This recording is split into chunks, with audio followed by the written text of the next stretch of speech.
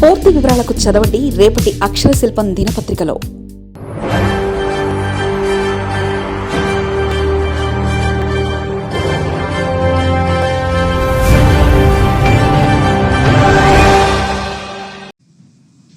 అప్పుడు నిజాయితీ నిరూపించుకుని మరి మంత్రివర్గంలో రండి. అవకాశం క్లియర్ గా చూపెడుతున్నాం.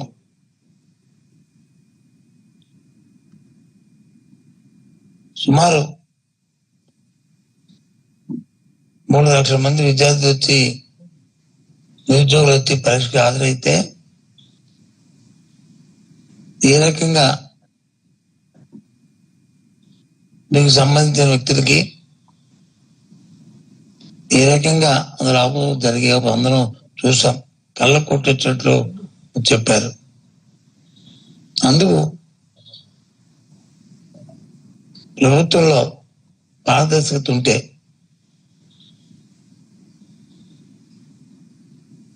నిజంగా ప్రజల పట్ల చిత్తశుద్ధి ఉంటే నిరుద్యోగుల పట్ల నిజాయితీగా మీరు కార్యక్రమం చేశామంటే సిబిఐ ఎంక్వైరీ అయ్యింది, నిజాయితీని నిర్పించుకోండి. అంతవరకు మంత్రి వర్గం నుంచి ఆ మంత్రి పక్కన ఉండండి. ఇలాగే చెప్పారు. అక్కడ కూడా కబుర్లు. అక్కడికి ఏమైంది? అంతేకాదు, వ్యవస్థ ఫస్ట్ పడిపోయిన పరిస్థితి తీసుకొచ్చారు. ఫీజు రింబర్స్మెంట్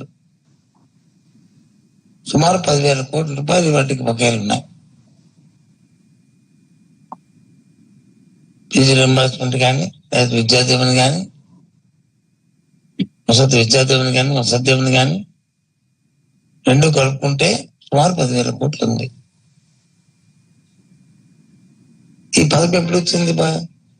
చంద్రబాబు నాయుడు గారు స్వర్గీయ రాజశేఖర రెడ్డి గారు ఆలోచన చేసి ఆ రోజు ఈ పథకాన్ని ప్రవేశపెట్టిన తర్వాత ఆయన హయాంలో కానీ తర్వాత వచ్చిన ముఖ్యమంత్రులు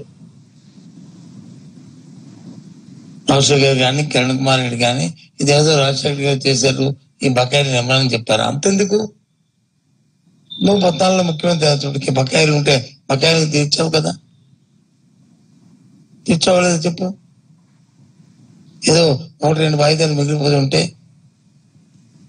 ఆ తర్వాత వచ్చిన బకాయిలు ఉంటే నేను తెలుగుదేశం పార్టీ అధికారంలో పెట్టి జగన్మోహన్ రెడ్డి అధికారంలో వచ్చిన తర్వాత ఆయన కూడా దాన్ని ఇచ్చారు కదా బకాయిల్ని.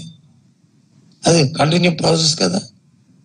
ఆ తర్వాత ప్రతి మళ్ళీ వచ్చే అధికారులకి ఎన్నికల సమయంలో 1-2 వాయిదాలు బకాయిలు అనేది వాస్తవం.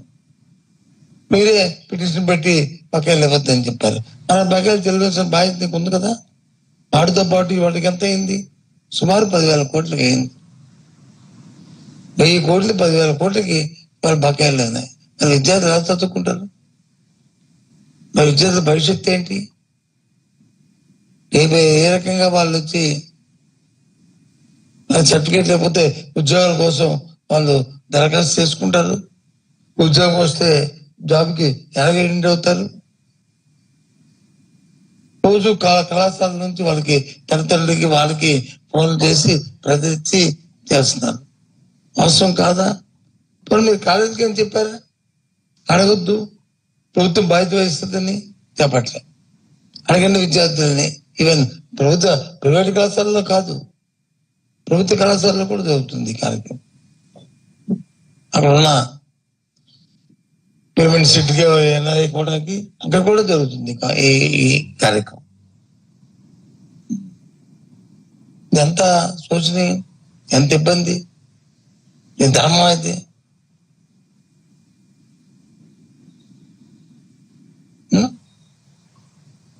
పక్క చేసిన డిఎస్సిలో అవతకులు చేసి అపోహలు సృష్టించి సుమారు 3 లక్షల కుటుంబాలు వచ్చి దానికి 3 లక్షల విద్యార్థులు ఎగ్జామ్కి వెళ్తే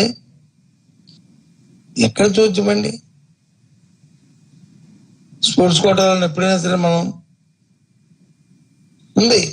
స్పోర్ట్స్ కోటాలో స్పెషల్ గా వాళ్ళకి వచ్చి ఉద్యోగం అనేది ఉంది. మా జనరల్ గా ఎవరికి ఏ ఒలింపిక్స్ లోనో ఎట్లా అయితే 1-2 డైరెక్ట్ గా ఉద్యోగం ఇచ్చేవారు. రెగ్యులర్ అపాయింట్మెంట్ జరిగితే వాళ్ళు ఎగ్జామ్ రాసుకోవాలా, స్పోర్ట్స్ కూడా ఏదైతే వాళ్ళు ఆ పెట్టిన పర్సంటేజ్ 3% 5% పెడితే ఆ పర్సంటేజ్ ని ఆ కోటాలో వచ్చిన విద్యార్థికి ఆ సర్టిఫికేట్ బట్టి చేసి ఇచ్చేవారు. ఇది ఎగ్జామ్ రాసిన తర్వాత. ఇప్పుడు అలా కాదే, ఎన్నికల ముందు పరీక్షల ముందు మొన్న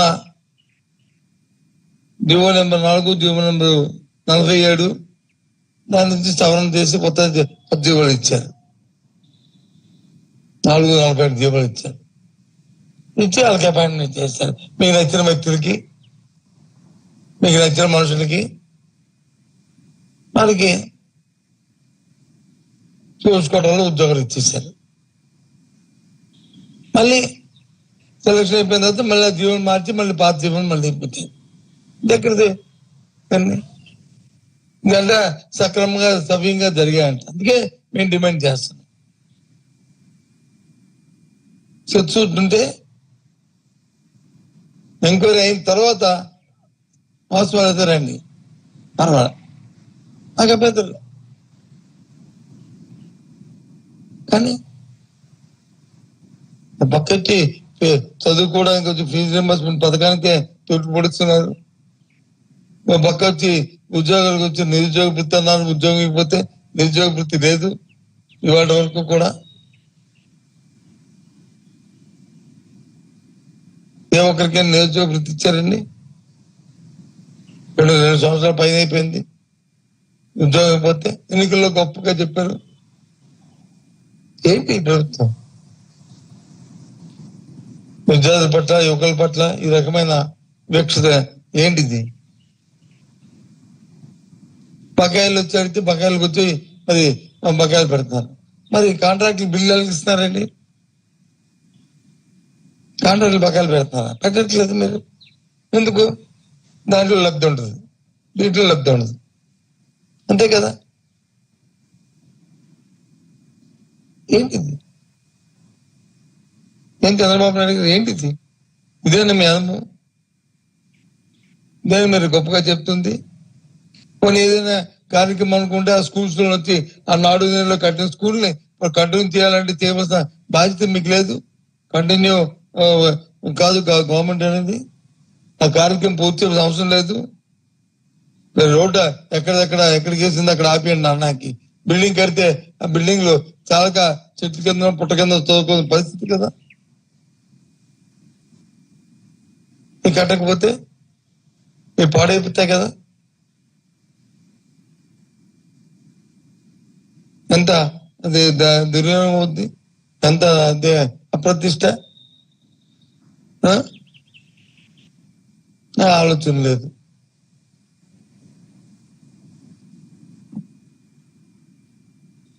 పక్క నిరుద్యోగులకు ఇచ్చిన నిరుద్యోగ వృత్తి లేదు, పక్క చదువుకోవడానికి ఫీజు రింబర్స్మెంట్ లేదు, పక్క వచ్చి ఉద్యోగ నియామకాలు చేసిన డిఎస్సి వచ్చి అవకతవకలు, అందులో అవినీతి సాధ్యమైంది. ఏంటి ఎంక్వైరీ అయింది? ఆస్వాదిస్తే third party enquiry, CBI enquiry ఎందుకు వేయట్లేదు? అది మా డిమాండ్.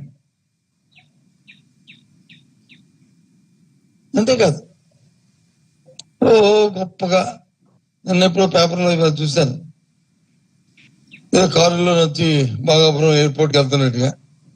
సంతోషం, బాగాపురం ఎయిర్పోర్ట్ కడుతున్నారు, ప్రారంభోత్సవం చేస్తాం జరుగుతుంది. అదేమి రాష్ట్ర ప్రభుత్వం ఏమి మీరు 5 సంవత్సరాలు ఉద్ధరించింది ఏమి లేదు. అందులో 5 సంవత్సరాలు ఏమైనా ఉద్ధరించిందో చెప్పండి. ఈ కార్యక్రమంలో మేము ఉద్ధరించాము, ఈ కార్యక్రమం చెప్పండి. ఆ రోజు మీ ప్రభుత్వం ఉన్నప్పుడు అంతకుముందే ఎయిర్పోర్ట్, ఇక్కడ ఎయిర్పోర్ట్ అథారిటీ ఆఫ్ ఇండియా విభజన చట్టం, రాష్ట్ర విభజన తేవక ముందే బాగాపురం నుంచి చూస్ చేసింది ఇక్కడ పెట్టాలి. ఇక్కడ ఎలమెంట్స్ దగ్గర 2 చూసిన తర్వాత వాళ్ళు ఇన్స్పెక్ట్ చేసి ఇది అనువైన స్థలం అని చెప్పారు. సంతోషం. విభజన చట్టంలో దాని ఇంటర్నేషనల్ ఎయిర్పోర్ట్ కింద పెట్టాము. ఆ రోజు నేను కూడా ఉన్నాను, పిక్చర్ ప్రెసిడెంట్ గా కూడా ఉన్నాను. కార్యక్రమం జరిగింది. తర్వాత మీ ప్రభుత్వం వచ్చింది. ప్రభుత్వం వచ్చి ఎన్ని వేల ఎకరాల భూములు అడిగారు మీరు? 15,000 ఎకరాలు. అవునా? వాస్తవం కాదా?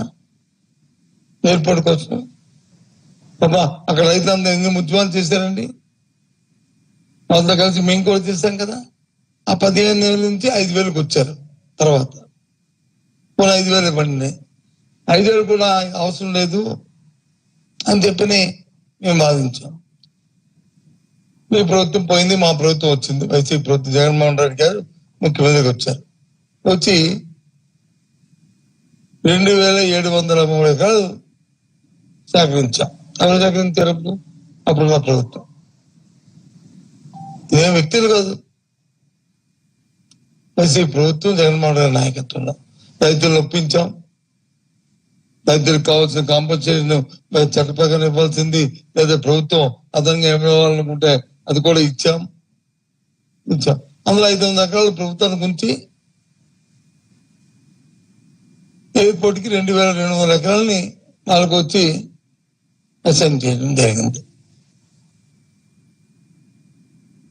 ఇండస్ట్రీస్ కోసం 500 ఎకరాలని అడ్డే పెట్టాం. తదుపరి మళ్ళీ ప్రభుత్వం వైసీపీ ప్రభుత్వం మా ప్రభుత్వం పోయింది. ముఖ్యమంత్రి మళ్ళీ కూటమి ప్రభుత్వం వచ్చింది.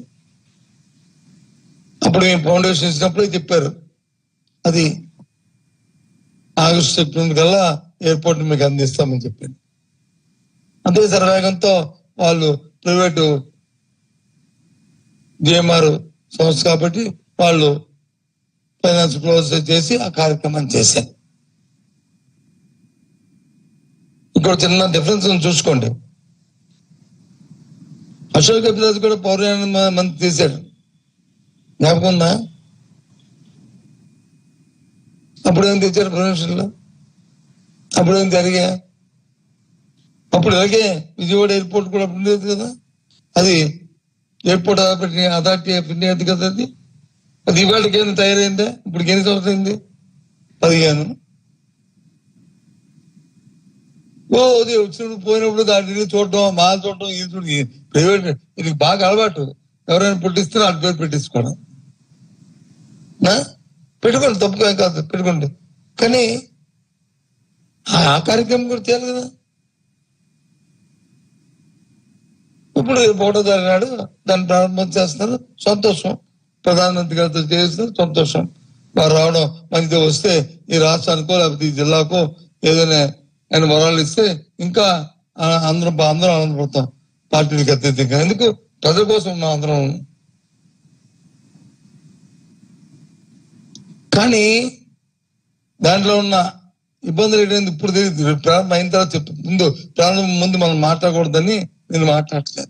1వ తారీఖు అయిన తర్వాత మళ్ళీ మీకు ప్రశ్న పెట్టి ఆ కార్యక్రమాన్ని మీ దగ్గర మళ్ళీ అక్కడ కూడా సభ పెట్టి ఆ సభలో చెప్తాను. అందులో ఇబ్బందులు ఏటో లోపాలు ఏటో ఈ ప్రభుత్వం ఏం వరకు పెట్టిందో ఏ విధంగా తుట్లు పడుతుందో విషయాన్ని మీకు చెప్తాను. ఊరికి నన్ను వచ్చి సంబరాలని దేనికి సంబరం?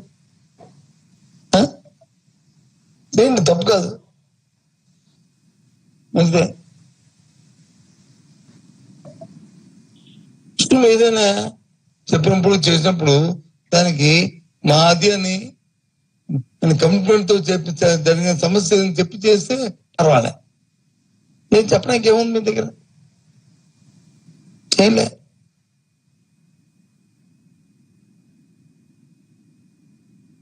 ఎయిర్పోర్ట్ ఇది మీ హయాంలో అది జరగలే, ల్యాండ్ అక్విజిషన్ చేయలేపారు.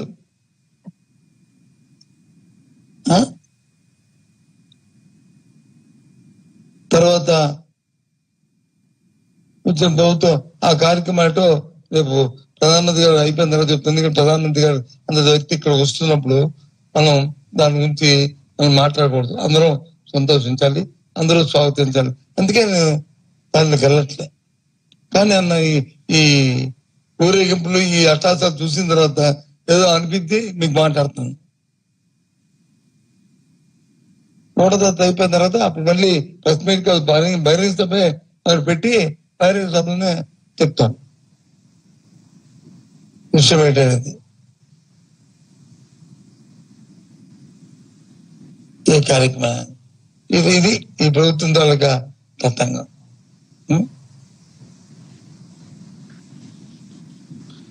ఓ పక్క విద్యార్థులకు వచ్చి ఫీజు రింబర్స్మెంట్ లేదు, ఓ పక్క వచ్చి నిరుద్యోగ వృత్తి లేదు, ఓ పక్క వచ్చి జరిగిన రిక్రూట్మెంట్ డిఎస్సిలో అవకతవకలు, స్కాము,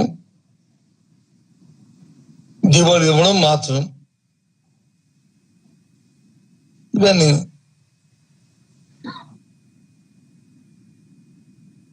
ఇకపోతే మూడో అంశం అంటే చాలా రోజులు అయింది కాబట్టి ప్రెస్ మీట్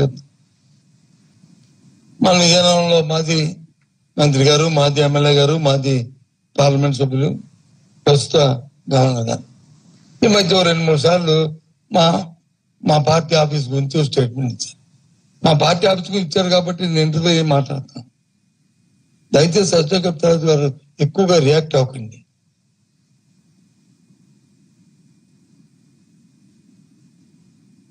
గురువింద కింద మచ్చు తాలూకా తత్వం వద్దు, మీ కింద మచ్చు చూసుకోండి. తల్లుకున్నామంటే కాదు.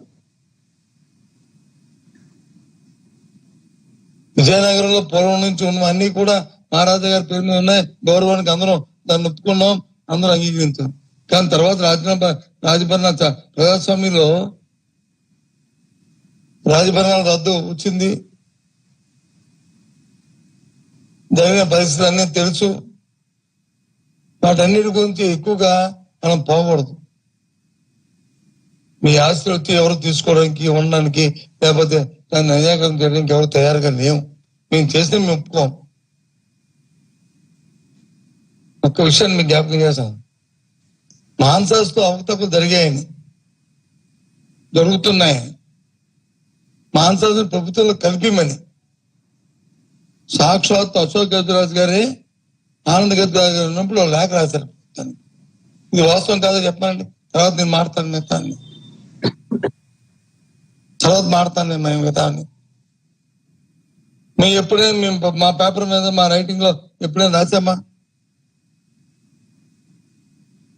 ఎందుకు ఇది వచ్చినప్పుడల్లా ఏదో ఒక విషయం మాట్లాడటం? దయచేసి మీ గౌరవాన్ని కాపాడుకుంటే మీ ఏ విధంగా గౌరవం ఉన్నారో మాకు తెలుసు. ప్రతిదీ రాజకీయం గురించి, రాజకీయ లబ్ధి కోసం మాట్లాడద్దు. చెప్పండి, అన్ని చెప్తాం. ఈ ఒక్క విషయం చెప్పానండి, స్వయంగా ఆయన రాశారు లేదండి, నేను చెప్తాను తర్వాత.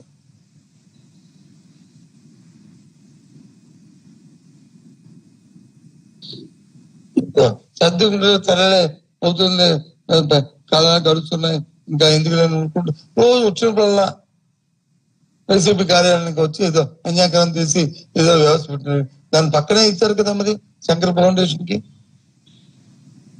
అదాగరం ఉంది కదా, అదేమైనా పార్టీ కార్యాలయమా శంకర్ ఫౌండేషన్? అది ఎవరైనా వ్యక్తిగతంగా ఇచ్చిందా? ప్రభుత్వం ఇచ్చింది. సత్యం సంస్థకి ప్రభుత్వం ఇచ్చింది. మీ పార్టీ కార్యాలయం కలిగించిందో ఈ కార్యాలయం కూడా ప్రభుత్వ స్థానాన్ని. ఎందుకు ఇవన్నీ ప్రతిసారి వచ్చినప్పుడల్లా దాని గురించి మాట్లాడటం, ప్రజల్లో దాని గురించి చర్చ, దాన్ని వచ్చి కొన్ని పత్రికలు వచ్చి ఏదో పెద్ద బ్యాండ్ ఐటమ్ కింద ఎందుకు ఇది? పొలాల దగ్గర నీళ్ళు పట్టుకున్నప్పుడు మాట్లాడుకున్న మాటలలాగా ఎందుకు ఇది? చెప్పండి. 100% వైసీపీ పార్టీ కార్యాలయము అది ప్రభుత్వ స్థలము, ప్రభుత్వంది కాబట్టి అక్కడ వచ్చి ప్రభుత్వం దగ్గర తీసుకుని కార్యాలయం కట్టడం జరిగింది. అలాగే మిగతా స్థలాన్ని వచ్చి శంకర్ ఫౌండేషన్ లో ఉన్నారు, ఇంకా ఆ పక్కనే ప్రధానికి ఇచ్చారు తెలియదు. ఆ కార్యక్రమం ఇది అన్నమాట. చెప్పండి, మీరు చెప్తాను. డిబేట్ పెట్టమంటే ఎప్పుడు నా విజయనగరం వచ్చినప్పుడు వారు మాట్లాడుతారంటే మాట్లాడమంటే మేము కూడా మాట్లాడతాం. ఎందుకు?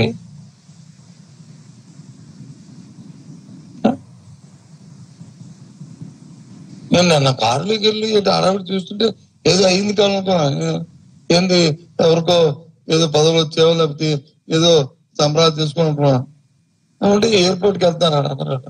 దేనికి? ఏదో ప్రభుత్వం ఎయిర్పోర్ట్ ఇది ఈ గవర్నమెంట్ వచ్చి ఏదో ఉద్ధరించినట్టు దానికి ప్రధానమంత్రి వస్తున్నాడు కాబట్టి సరే సంతోషం. ఒక ఎకరం నేలని మీరు వచ్చి ఎగ్జిబిషన్ చేసేది చెప్పండి. మేము వచ్చిన తర్వాత కదా 2,700 ఎకరాలకి డబ్బునిచ్చి 2,700 ఎకరాలకి కోర్టు తీర్చి కొంతమందితో ప్రత్యక్షంగా పర్సనల్ గా కుటుంబంతో మాట్లాడి వాళ్ళకి రిహాబిలిటేషన్ కావాల్సిన కాలనీలు కట్టించి వాళ్ళకి కావాల్సిన ఇన్ఫ్రాస్ట్రక్చర్ అంతా క్రియేట్ చేసి ఇచ్చింది. ఇంకా ఇంకా ఇంకా ఉన్నాయి. అవి అందుకు ఇప్పుడు మాట్లాడద్దు, ప్రధానమంత్రి వచ్చిన తర్వాత మాట్లాడుకున్నాం. మళ్ళీ పెద్ద ఆయన దేశ ప్రధాని వచ్చినప్పుడు మనం దీని గురించి ఒక్క మాట చెడిగా మాట్లాడే ధర్మం కాదు. సార్ మాట్లాడు కాబట్టి మాట్లాడాలి కానీ ఏదో కారు జ్ఞాపకం వచ్చి ఈ విషయం ఎత్తాను లేదా అతుకుపోతున్నాను పత్రికలో చూసి ఈ జెండా లగ్నం చూసి నీకు ముందుగా ఏదైతే డిఎస్సి మీద దాని అవకతవకల మీద నా డిమాండ్ ఏదైతే ఉందో సిబిఐ ఎంక్వైరీ చేయాలి, సంబంధిత మంత్రులు వచ్చి బాధ్యతను తప్పుకోవాలి,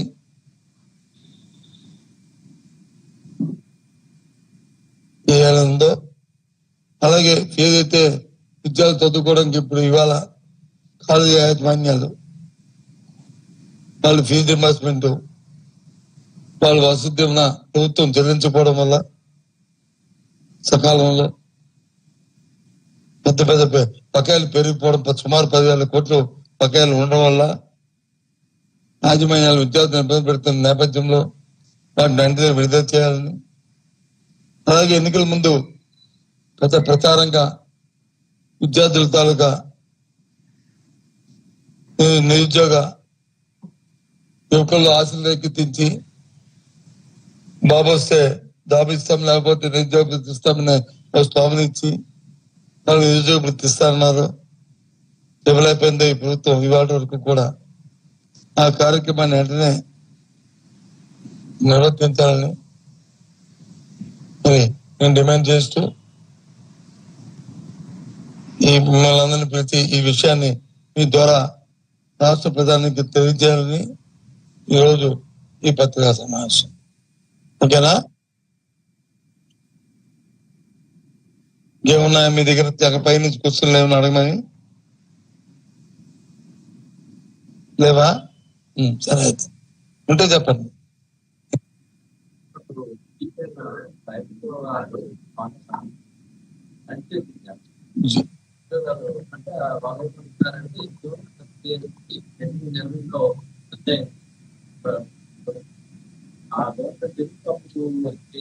సుప్రీంకోర్టు పోయిందనే సుప్రీంకోర్టు కొట్టేసిన తర్వాత దాన్ని ఏం చేయాలో ఆలోచన చేస్తూ పెద్ద ఏం చేస్తాం మనం కేంద్రంలో దాన్ని కాన్స్టిట్యూషన్ అమెండ్మెంట్ చేయాలా? కాన్స్టిట్యూషన్ అమెండ్మెంట్ చేయాలి మా ప్రభుత్వం లేదా? ఆ రోజు మేము కేంద్రం మీద ఒత్తిడి తీసుకొచ్చాం. ఆ రోజే దీన్ని ఈ రోజు మీ ప్రభుత్వమే, ఆ కుటుంబ ప్రభుత్వమే కదా. కుటుంబ ప్రభుత్వాన్ని కేంద్రంలో ఎన్నో వాళ్ళకి లాభకారిగా వాళ్ళకి సొంతంగా లాభం వచ్చే కార్యక్రమాలు చేసుకుంటున్నారు. అందులో భాగంగా తీయమని చెప్పచ్చు కదా. గిరిజనులకు మేలు జరుగుతుంది. అప్పుడు మా ప్రభుత్వం కాదు, ఇప్పుడు మా ప్రభుత్వం కాదు కేంద్రంలో. మేము డిమాండ్ చేయడం వరకు మా బాధ్యత.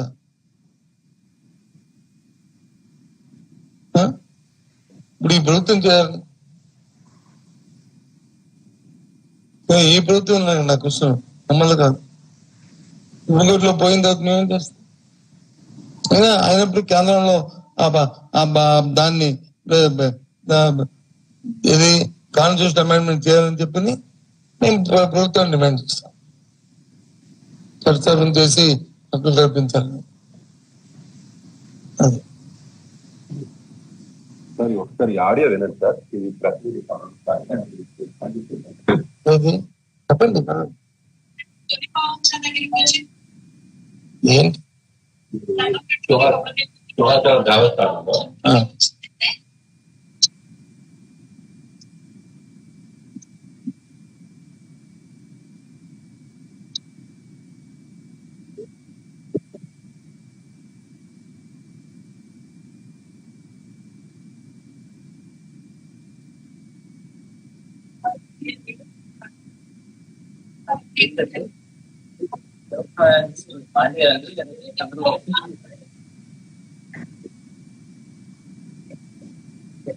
పాడుతుంటే కడతారు.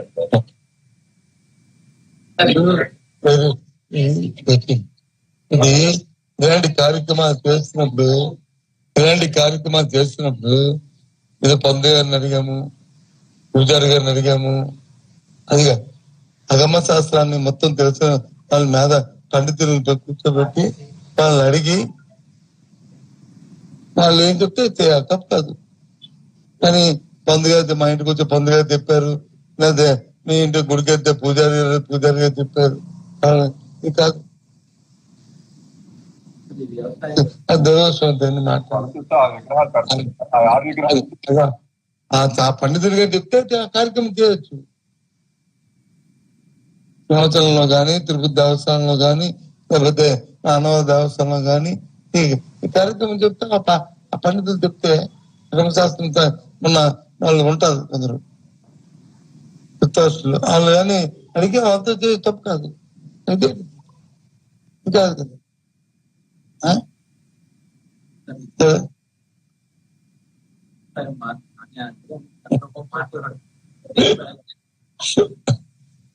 మీరు అడుగుతున్న చంద్రబాబు నాయుడు గారికి ఒక పేటెంట్ ఉంది. ఏది? వ్యవసాయం శుద్ధ దండగా. అందులో భాగంగా ఎప్పుడైనా మాట్లాడతాడు. ఆయన వచ్చాడంటే ఆయన దృష్టి అంతా వ్యవసాయం మీద ఉంది. ఎందుకు వ్యవసాయం చేయకూడదు? ఆ భూములు అన్యాయకాంతం అయిపోవాలి, ఆ భూమిని తీసుకోవాలి, ఆ భూములు వాళ్ళ తాబేదారులకి వాళ్ళ పక్కాలకి వాళ్ళకి ఇచ్చేయాలి, వాళ్ళు బాగుపడాలి, వీళ్ళు వచ్చి నాశనం అయిపోవాలి. ఇవాళ యూరియా సమస్యని గత 5 సంవత్సరాలు ఎప్పుడు వచ్చిందండి ఈ రాష్ట్రంలో? ఇప్పుడు ఎందుకు వచ్చింది? లాస్ట్ 5 సంవత్సరాల్లో కొన్ని కేంద్రంలో మా ప్రభుత్వం ఉందండి, ఇప్పుడు ఎందుకు వచ్చింది? ఇప్పుడు ప్రభుత్వం ఆలే కదా. మరి పక్కన రాష్ట్రాల్లో ఎందుకు రావట్లేదు యూరియా సమస్య? అటు వరుసలు ఎందుకు రావట్లేదు? ఆ మాత్రం ఈ మాత్రం వాళ్ళ ప్రభుత్వం బట్టి వాళ్ళని మెప్పించో ఒప్పించో వాళ్ళు తెచ్చిస్తున్నారు కదా. అది తెచ్చుకొని అక్కడి నుంచే కదా మనకి వస్తుంది. ఎందుకు వస్తుంది? బాధ్యత లేదు. మళ్ళీ పైపెచ్చి వరేయకండి, ప్రత్యామ్నాయం చూడండి, వ్యవసాయం మానేయండి, వ్యవసాయం మానేసి అన్ని కొరువు పెట్టండి, అడిగి ఇండస్ట్రీకి ఇచ్చేద్దాం భూములు, వాళ్ళు వచ్చి అక్కడ వచ్చి అరెస్ట్ అయిపోతారు. వాళ్ళు ఇక్కడ ఏదో బతుకులో చూశారు. ఇది రూపాయికి ఇచ్చేస్తాం, ప్రభుత్వం అప్పటికి వస్తుంది కాబట్టి మీ కార్యక్రమం అంత ఘోరంగా ఉన్నదంటే రాష్ట్రంలో పరిస్థితి అంత ఘోరంగా ఉంది. ఆలోచన చేస్తే చెప్పండి నాయకుల్ని. ఇంపార్షియల్ గా మాట్లాడుతున్నాను. ఏ అంశంలోనూ మేము ఈ రోజు కూటమి ప్రభుత్వం వచ్చిన తర్వాత, తెలుగుదేశం పార్టీ అధికారంలోకి వచ్చిన తర్వాత ఈ 2.5 సంవత్సరాల్లో ఈ అంశంలో చాలా నిర్మాణంగా మేము చేస్తాం. చెప్పండి. వ్యవసాయం కానీ, విద్య కానీ, వైద్యం కానీ, లేదు గొప్పగా చెప్పారు గోతులు కప్పేస్తారని, ఆ గోతులు కప్పడం కానీ చెప్పండి. ఏం చేశారు? ఒకటి మాత్రం చేశారు. కింద శాస్త్ర స్థాయి నుంచి రాష్ట్ర స్థాయి వరకు ఆమ్యామాలు మాత్రం ఎక్కువ తీసుకోవడం మాత్రం జరుగుతుంది. ఎక్కడికి వెళ్ళినా అవినీతి. ముందు ఆ సంగతి తెలుసు, దీని సంగతి చూద్దాం.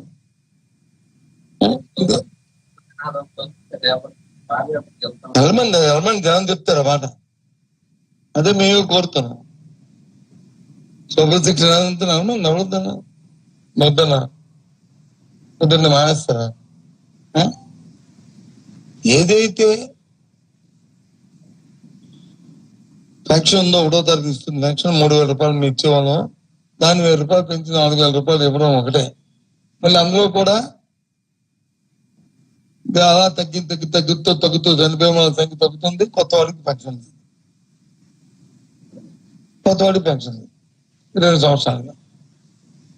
మరి ఏంటి గత ప్రభుత్వం అనుకుంటేది జనవరిలోను జూలైలోను డిసెంబర్లో జూలైలోను కొత్త పెన్షన్ ఇచ్చేవాళ్ళం, అర్హులు లేని వాళ్ళని. ఇది ఇప్పుడు మీరు ఒకటి చెప్పండి.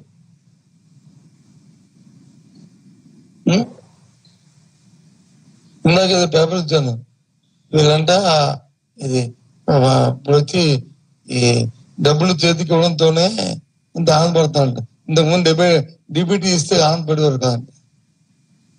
ఇప్పుడు క్యూలు నిలబడి పడితే అది ఆనందం అంట. అది పత్రిక రాస్తుంది. ఏమా ఏ అంశంలో చెప్పండి, ఆ అంశంలో ఈ వర్గానికి మేము మేలు చేశాము, ఈ సెక్టర్ న్యాయం చేశాము, అంత గత ప్రభుత్వం కంటే దేదీపానంగా చేశామని చెప్పండి. ఇష్టం ఏ సెక్టర్నే నేను XYZ చెప్పను, ఓపెన్ టు ఆల్ నాకు కంపేరని చెప్తాను. ఇంతెందుకు మన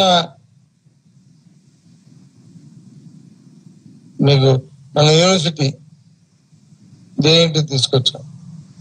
JNT యూనివర్సిటీకి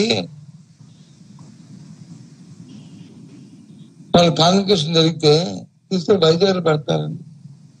ధర్మ అండి. ఇక్కడ రావడానికి వచ్చి ఇబ్బంది అంట, అక్కడ పెట్టారంట. గిరిజన యూనివర్సిటీకి వైద్యాలు పెట్టడం కూడా తప్పు, కానీ దానికి చిన్న క్లాజ్ ఉంది. మన దేశ రాష్ట్రం వస్తుంది కాబట్టి కొన్ని అరేంజ్మెంట్స్ కి ఇబ్బందులు, చిన్న ఊరు అసలు అది వస్తే ఈ ప్రాంతం ఎంత అభివృద్ధి అంత యూనివర్సిటీ వస్తుంది. గిరిజన ప్రాంతంలో గిరిజన యూనివర్సిటీకి వస్తే ఒక గిరిజన భారత రాష్ట్రపతి వస్తే ఎంత ఆనందపడతాం, ఎంత మనం ఆనందపడతాం. తర్వాత గవర్నర్ ఇవి తీసుకెళ్లి వైజాగ్ పెడతారండి. వైజాగ్ విధానానికి వ్యత్యాసం కాదు, ఆ ప్రాంతానికి అది అవసరం. ఎందుకు గిరిజన విజయనగరం ఎందుకు పెట్టాలి, వైజాగ్ పెట్టుకోవచ్చు, తప్పేది.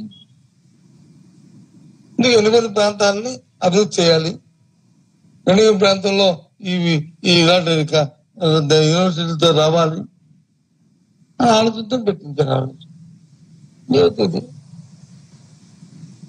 అక్కడ వచ్చి కాన్వకేషన్ చేస్తే అది ఏంటుంది? 3 ప్రతి సంవత్సరం అవుతుంది, ఈ సంవత్సరం కొన్ని అడ్డంకులు వచ్చాడ 3 సంవత్సరాలతో కలిపి ఒకేసారి. ఇంకొక 6 లాగు ఒకరు ఏమైనా అక్కడ ఏమైనా ఇంట్రెస్ట్ ఆటోమేటిక్ మీద అవ్వలేదు అనుకుంటే, కొన్ని ఇంకోటి ఏదో కావాలనుకుంటే, లేదు ఎవరికైనా వచ్చే పెద్దవాళ్ళకి ఎవరికైనా ఆరోగ్యం సరిపడలేదంటే, కొన్ని కన్నుగా ఇదేది లేదంటే, రావడానికి కన్వీనియన్స్ లేదంటే అన్నాకి రోజు హెలికాప్టర్ స్పెషల్ ఫ్లైట్లు వెళ్తారు కదా. మీకు ఒకదా రాలేదా హెలికాప్టర్?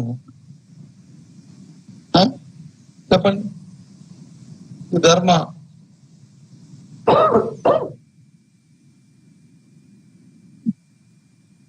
బిల్లు పంపిస్తూ నేను వచ్చి దాని లేఖ రాస్తే ఒక ఛానల్ వేస్తారు, నేనంటే వ్యక్తి చూపెడతాడు వైజాగ్ పెట్టేవాళ్ళని. అక్కడ నుంచి ఎమ్మెల్సీ ఎన్నిక, అక్కడ నుంచి LOP, నేను ఆ ప్రాంతాన్ని ఇది ఒకటి. మళ్ళీ ఎక్కడికి వెళ్తుంది మన జ్ఞానం, ఎక్కడికి వెళ్తుంది మన తాలూకా నిజం? ఆలోచించండి.